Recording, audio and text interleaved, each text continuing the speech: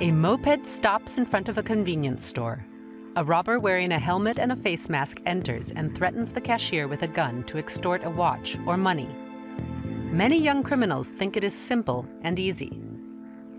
But then a plainclothes policeman or a carabiniera witnesses the robbery, and it ends with deadly consequences. 15-year-old Ugo Rosso died when a military policeman opened fire on him in the middle of the night in the elegant heart of Naples.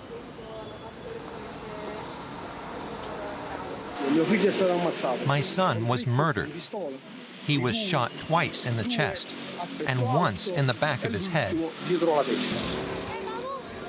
Ugo Russo's father and his youngest son stand in front of a huge mural that dominates a small square in the Spanish Quarter. It is an image of Ugo staring at his family and neighbors, demanding truth and justice. The fact that Ugo committed an armed robbery is not spoken of here. Many approve of his mural and complain about police violence and slow investigations. They claim that the legal proceedings against the military policeman never really started. Therefore, the Russo family is receiving more and more support, also from those who demand clarification, as well as more solidarity between the rich and the poor in Naples. The prevailing mentality in this city is to each his due. There's no social solidarity. The rich remain rich, the poor remain poor. A youth who commits a crime should be shot. It's his own fault. Ugo's father, who has been known to the police since adolescence, also believes this to be true.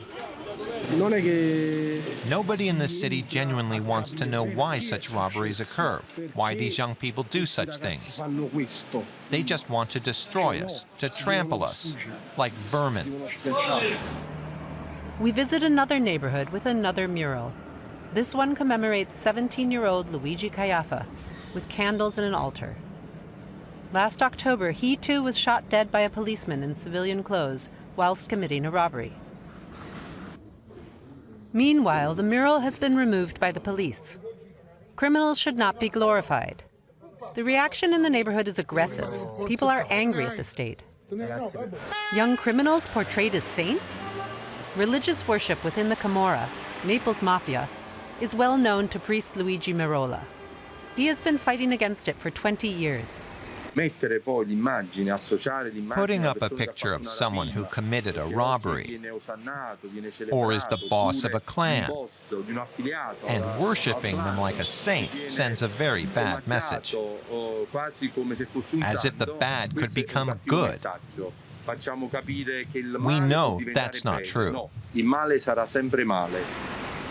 The priest works against these illegal demonstrations of power and has also been threatened.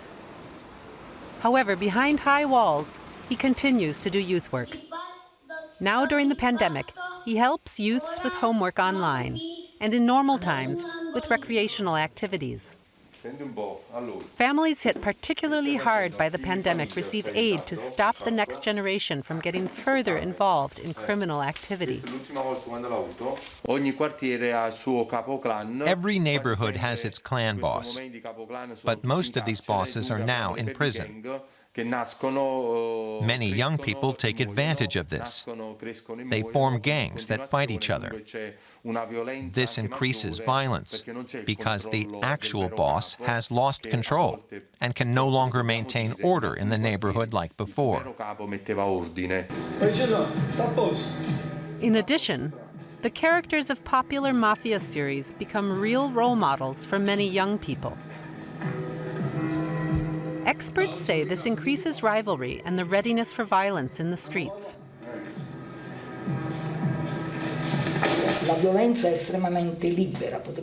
Violence is justified, so to speak, as the state doesn't intervene.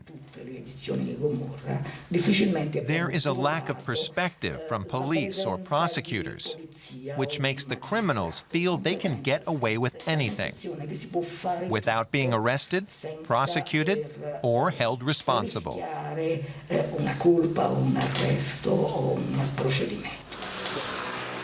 But perhaps times are changing. because more and more people in Naples are calling for the image of Ugo Russo to be removed. A 15-year-old small-time crook is no saint, no god, like the god of soccer a few streets away.